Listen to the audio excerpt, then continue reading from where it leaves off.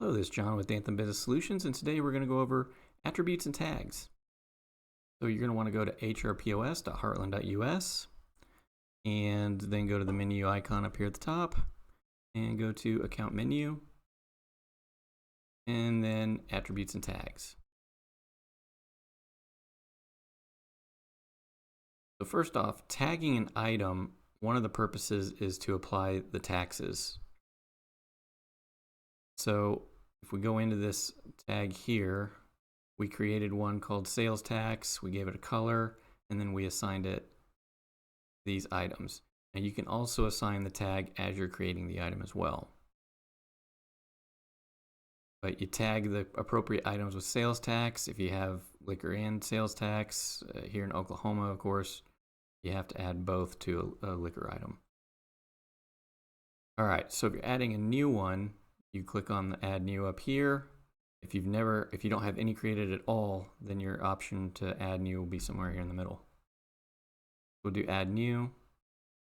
And some other ways to use tags, if you're doing an integration like Como, I believe those use them. So let's say we're doing a loyalty rewards for beverages.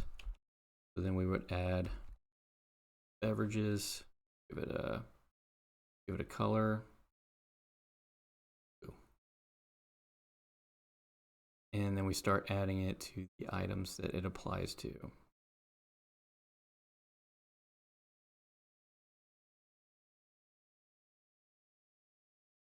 Okay, and then you'd hit save. So then that tag would be set and ready for the integration. Now, the ways to use attributes, we create a new one and go down to the bottom. You can assign tags that are visible to the customer that alert them of allergies or dietary fibers. We can have one that says gluten, gluten-free. It'd probably be easier to do it the other way around. Get red, and we can go to ribeye dinner and salad, and we can get to T-bone dinner, and then we can make this attribute visible. We can also have it available online and on kiosks and skip the line. And then we can say this item is gluten-free, and then hit save.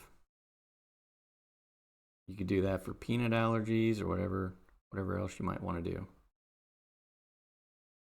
And if you wanted to see what that looks like for the customer, then you can go to the online ordering page, and on here you would see that you have the entrees. This is the item that we attach it to, and you can see it says gluten-free right underneath the item name. So that will let the customer know that this item is gluten-free.